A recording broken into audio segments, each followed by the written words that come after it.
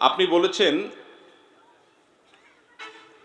স্ত্রীর কাছে যে ভালো সে সত্যিকারের ভালো। আমার স্ত্রী তো নতুন নতুন আবদার করতেই থাকে, তার কাছে ভালো হওয়া এটা কোনোভাবেই সম্ভব না, তাহলে আমি কি করব? ভাই, খুব সুন্দর প্রশ্ন এবং এটা একটা যৌক্তিক প্রশ্ন। আসলেই রাসূল করিম সাল্লাল্লাহু আলাইহি সাল্লাম বলেছেন, খাইরুকুম খাইরুকুম লি আহলি ওয়া আনা খাইরুকুম লি আহলি।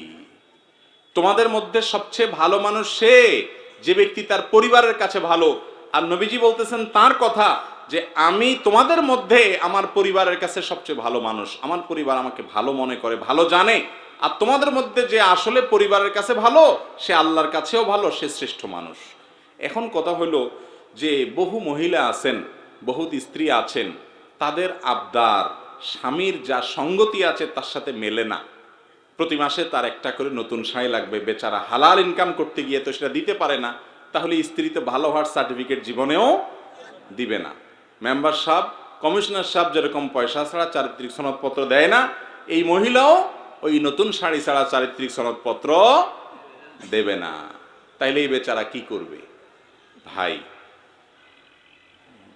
স্ত্রীর কাছে ভালো হওয়ার মানে হলো স্ত্রী আপনার চরিত্রের ব্যাপারে সাক্ষ্য দিবে মন থেকে যে আমার স্বামী সে কোনো 2 নম্বর পথে চলে না, তার আচরণ খারাপ না, তার ব্যবহার খারাপ না, সে অন্য মেয়েদের দিকে দৃষ্টিপাত করে না, সে যথেষ্ট পুত পবিত্র থাকার চেষ্টা করে, আমাদের সাথে ভালো আচরণ করে, ভালো ব্যবহার করে, কাপড় চোপড় দেন না, আবদার পূরণ করেন না, সেজন্য মহিলার জেদ আছে, ক্ষোভ আছে, রাগ আছে, সেজন্য হয়তো আপনারে বখিল বলে, কৃপণ বলে, সেটা তো তার স্বার্থের কারণে বলে। কিন্তু আপনি যদি সত্যিই একজন ভালো মানুষ হন, তার সাথে গালিগালাজ না দিয়ে কথা বলেন, তার সাথে সুন্দরভাবে আচরণ করেন, যে কোনো ভুল হলে সুন্দর করে বুঝাইয়া দেন, একটু সবর করেন, ধৈর্য ধারণ করেন, আর বউয়ের কাছে একটু বোকাশোকা থাকার চেষ্টা করেন, চালাকিটা না করেন, তাহলে দেখবেন আপনার স্বামী বলবে যে আমার সাহেব অমুকের বাপ তমুকের বাপ আমার স্বামী। স্ত্রী বলবে যে আমার স্বামী, আমার সাহেব, সে আসলে একটা ভালো মানুষ, সোজা সরল মানুষ, আর কিছু না। বউয়ের কাছ থেকে যদি এই সার্টিফিকেটটা নিতে পারেন যে বেচারা একটু সোজা কিসিমের, বাস তাইলেই চলবে ইনশাআল্লাহ। সোজা হইতে পারবেন না?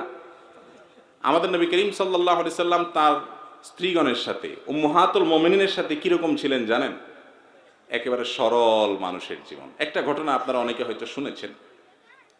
আয়েশা রাদিয়াল্লাহু তাআলা আনহার ঘরে তিনি যেদিন ছিলেন, তিনি যে স্ত্রীর ঘরে যেদিন থাকতেন সেদিন তার খাবার দাবার সব তিনি অ্যারেঞ্জ করতেন। তো অন্য আরেক স্ত্রী ওই দিন একটু খাবার রান্না করে কাজের মেয়েকে দিয়ে একটা বাটি দিয়ে পাঠাই দিস। নবী করিম সাল্লাল্লাহু আলাইহি সাল্লাম সেই খাবারটা তার ঘরে, আয়েশা রাদিয়াল্লাহু ঘরে যখন ছিলেন তখন নিয়ে আসার পর, ওই মেয়ে নিয়ে আসার পর আয়েশা রাদিয়াল্লাহু তাআলা আনহা জিনিসটা দেখতে পেলেন যে আমার ঘরে নবীজি আজকে আছেন, আজকে আমি তাকে খাওয়াবো মনের মতো করে, আরেকজন সেখানে খাবার পাঠায় ভালো সাজার চেষ্টা, এটা তো সহ্য করা যায় না। সতীন পাঠাইছি, এটা তো উনি সাথে সাথে ওই বাটিটা নিয়ে ওই মেয়ের হাত থেকে নিয়ে ছুঁড়ে ফেলে দিস, তরকারি সহ।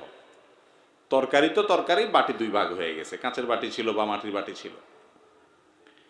রাসূল আকরাম সাল্লাল্লাহু আলাইহি সাল্লাম বাসায় সবকিছু দেখতে পেলেন। তিনি দেখলেন সর্বনাশ, এটা আগুন লাগার কাজ হয়ে গেল। এর পরের ঘটনা তো ভালো হওয়ার কথা না, ভুল বুঝাবুঝি হবে, যিনি পাঠিয়েছেন তিনি বিশাল মনে কষ্ট পাবেন, অনেক দূর যেতে পারে, এটার কোথাকার পানি কোথায় যায়। তিনি তাড়াতাড়ি নিজে গিয়ে সেই ভাঙা বাটিটা তুলে আনলেন, এনে ঘরে আয়েশা রাদিয়াল্লাহু তাআলার ঘরেই হুবহু এরকম আরেকটা বাটি ছিল, অবিকল একই রকমের, একই ব্র্যান্ডের, একই সাইজের। তিনি ওই বাটিটা নিয়ে ওই যে মেয়ে খাবার নিয়ে আসছে তার হাতে দিয়ে বলছে, একেবারে চুপ, কোনো টু শব্দ যেন না হয়, এই বাটি নিয়ে ওই বাসায় দিয়ে দিবা আর চুপচাপ থাকবা, কোনো কথা নাই তোমার। সে বেচারে দিয়ে দিস। যিনি পাঠাইছেন তিনি মনে করছেন যে সুন্দর করে বাটি থেকে খাবার নিয়ে আবার সেটাকে পরিষ্কার করে এত কুইকলি সেটাকে রিটার্ন করে দিয়েছে এত সুন্দরভাবে, তিনি অনেক খুশি হয়ে গেছেন। খাবার যে কোথায় সেটা তো আর তিনি জানেন না। আচ্ছা, এই যে একটা কাজ রাসূল আকরাম সাল্লাল্লাহু আলাইহি সাল্লামের ঘরে হইল, আপনার ঘরে যদি হইতো, আপনার বউয়ে যদি এরকম একটা বাটি আরেকজনের ধরে ছুঁড়ে ফেলে দিত, আপনার আরেক স্ত্রী খাবার পাঠাইতো, প্রথম কাজটা কি হইতো বলেন? একটা ছোট মিনি বিশ্বযুদ্ধ তো বউর সাথে একচোট হয়ে যেত, ঠিক না? কত বড় সাহস তোমার! একটা কিছু হইতো কিনা বলেন? রাসূল আকরাম সাল্লাল্লাহু আলাইহি সাল্লাম যে কাজটা করেছেন, এবং হাদিস থেকে এটা এতটুকু জানি আমরা, এটা জানা যায় না যে তিনি, কোনো হাদিস দ্বারা এটা প্রমাণ হয় না যে এটা আনার পর তিনি আয়েশা রাদিয়াল্লাহু আনহাকে রাগ করেছেন, ডাঁট দিয়েছেন। কারণ আয়েশা রাদিয়াল্লাহু আনহা তিনি যে এইটুকু যে ভুল হয়ে গেছে এটা তিনি বুঝতেই পারছেন, মানুষ তো। এটার জন্য তো ঝগড়াঝাটি করার দরকার হয় না। দেখেন, স্বামী হিসাবে নবী করিম সাল্লাল্লাহু আলাইহি সাল্লাম স্ত্রীর কাছে একজন সরল মানুষ, তিনি এমনিও সরল ছিলেন, এমনিও ভালো মানুষ ছিলেন, সেই ভালো মানসিকতাটা প্রকাশ করতেন। আমরা হইলে দুনিয়ার সবচেয়ে বোকাশোকা মানুষ, ভাজা মাছটা উল্টাতে পারে না, বাজারে যা দোকানদারি করলে কাস্টমাররা সকাল বিকাল তাকে ধোকা দেয়, সবার কাছে গেলে ধরা খায়। এই লোকটাও বউয়ের কাছে আসলে বিরাট বড় সাজে, ঠিক না বেঠিক? মনে হয় যে সে বিশাল বড় বুদ্ধিজীবী, ঠিক না?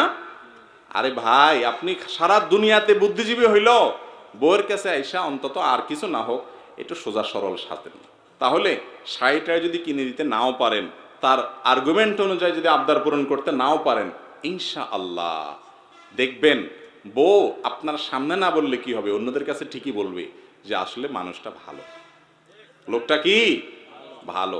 স্বার্থের কারণে যদি সে বলে না, সে কৃপণ দেয় না, তো তার এই মিথ্যা সার্টিফিকেটের বা এই যে একটা তার স্বার্থপরতার কারণে সে আপনার সার্টিফিকেট আটকাই দিল, ওইটাতে কিছু আসে যায় না। আপনি তার কাছে আপনার আচরণ দিয়ে তাকে কষ্ট দেন নাকি তাকে খুশি রাখেন হালালভাবে, বৈধভাবে, সেটা হলো মূল বিষয়। কথা কি বুঝাইতে পারছি? আল্লাহ তাআলা আমাদেরকে বোঝার তৌফিক দান করুন।